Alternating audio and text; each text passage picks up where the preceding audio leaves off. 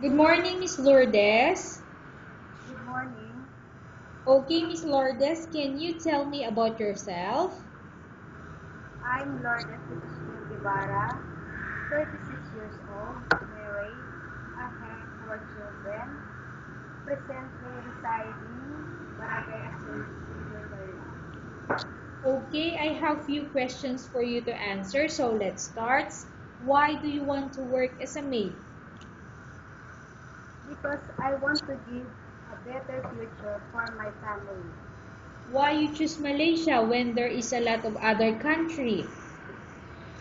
Because the culture of the Philippines and Malaysia are the same. How are you qualified for this job? Because I have 5 years experience as a CPA. May I know what is your education level is? I finished my secondary education. What is your recent experience?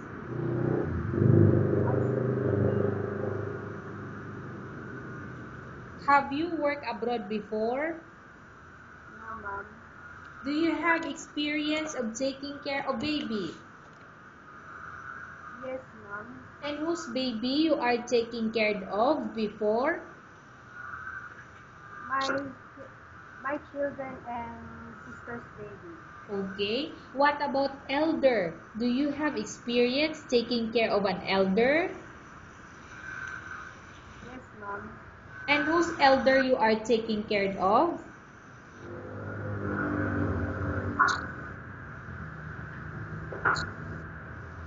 Miss Lourdes, Yes, ma'am. you hear my question? Yes, ma'am. Okay, so do you have experience taking care of an elder? Yes, ma'am.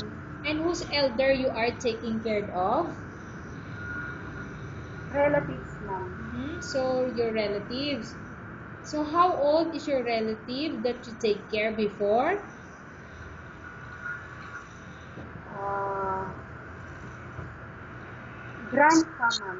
Your grandfather. So how old is your grandfather when you take care of him? 89 years old, ma'am. 59 years old. Okay. Do you have any other special skills? Yes, ma'am. So can you tell me what special skills that you have? Cooking, ma'am. Are you willing to learn new skills? Yes, ma'am. Are you willing to work with a family where the mother-in-law or any relatives stay together? Yes, ma'am. Currently, are you still working now? No, ma'am. Do you know how to cook? Yes. What sort of food can you cook? Filipino food and some Chinese, ma'am. Okay, so in Filipino food, what are the dishes that you can cook? Adobo, sinigang apritada, lagat, Okay, what about Chinese food? You mentioned a while ago that you can also cook Chinese food. So can you tell me what dishes that you can cook in Chinese? fri- fried rice, ma'am, and beef broccoli, fish stew. Okay, Have more, but I forgot, but I'm more cook. okay. Are you aware that you will have to do washing, cleaning, ironing, and cooking? Yes, ma'am. From all the house chores or household work such as cleaning, washing, ironing, and cooking, which do you like most? Cook, cooking, washing, ironing. If ever you were selected to work in Malaysia, who will take care of your kids? My parents, ma'am. You are not allowed to use handphone during working hours. Yes, ma'am. You are only allowed to use handphone during I'm sorry, you are only allowed to use handphone after you finish all the works and when going to bed. Finish my work, ma'am. Okay. You are strictly needed to surrender the handphone to your employer in the morning, and your employer will return back to you once you're going to bed. Yes, ma'am. If ever your employer finds out that you're abusing of using your handphone and it's affected your work performance, excuse me, your employer will confiscate your handphone and you're not allowed to hold it anymore. Instead, your employer will allow you to call to your family 3 times in a month. You're only allowed to bring normal phone and you're not allowed to bring smartphone. Are you agreed for the terms and condition? Yes, ma'am. I'm agreed. Are you agree to the rules and regulation for the handphone? Yes, ma'am. How many years is the contract as you agreed and understand? 2 years contract, ma'am. Can you describe for me your ethics or your attitude? I'm responsible, honest, and hardworking. How can you assure to us that you will work hard in Malaysia? I will finish my 2 years contract. Can you promise not to use the telephone without the permission of your employer?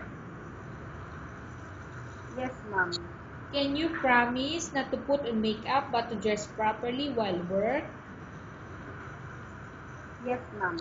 Can you promise not to invite friends and relatives without the consent of your employer? Yes, ma'am. Can you promise not to ask for advance salary from your employer under any circumstances? Yes, ma'am. Do you really understand of the rules and regulation of the agency? Yes, ma'am. Do you pay any placement fee for you to come to Malaysia to work as a maid? No, ma'am. Do you have any history of sickness, example breast cancer or any other illness? No, ma'am. Do you suffer from any skin diseases, allergy or physical defect? No, ma'am. Have you suffered from any serious illness?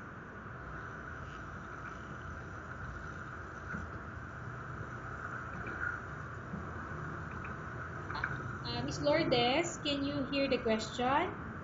Is it clear for you? Okay, ma'am. Have you suffered from any serious illness? No, ma'am. Have you undergone any operation? No, ma'am. Are you medically fit? Yes, ma'am. Any medication? No, ma'am. Are you allergic with any food? No, ma'am. Are you prepared to work for the employer of any race? Yes, ma'am. Are you prepared to eat that type of food taken by your employer? Yes, ma'am. Are you afraid of being left alone in the house?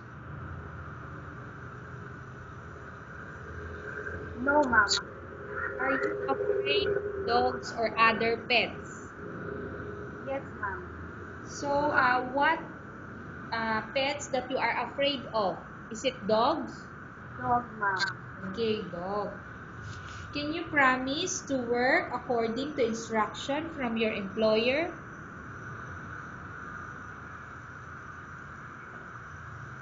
Yes, ma'am. Do you have any immediate family working in Malaysia?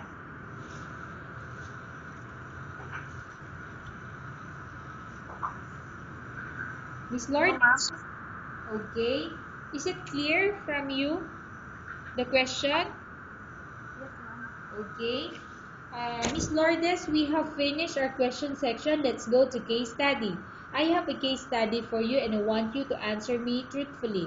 Upon arrival in Malaysia, within 6 months, if ever any of your family members pass away, what will you do? Will you continue to work till finish your contract or you will go back? I will continue finishing my contract, ma'am.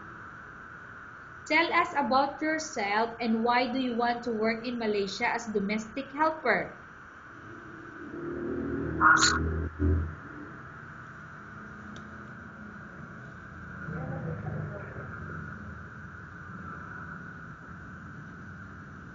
Miss Lourdes, Yes, can you ma'am. hear my question, Miss Lourdes? Tell us about yourself and why do you want to work in Malaysia as domestic helper?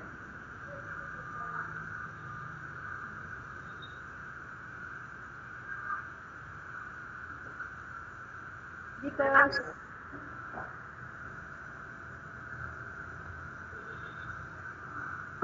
because because I want to give a better future for my family, ma'am. Okay. Miss Lourdes, what do you want to tell to your employer who watching your video? I'm Lourdes Celestian Guevara, 36 years old, married. I have 4 children. I give a better future for my family, and I'm honest and hardworking. I hope that you will give me this opportunity to work with me as a family. Okay, thank you very much, Miss Lourdes. We will update to your agency if there's any selection made by the employer. Thank you, ma'am.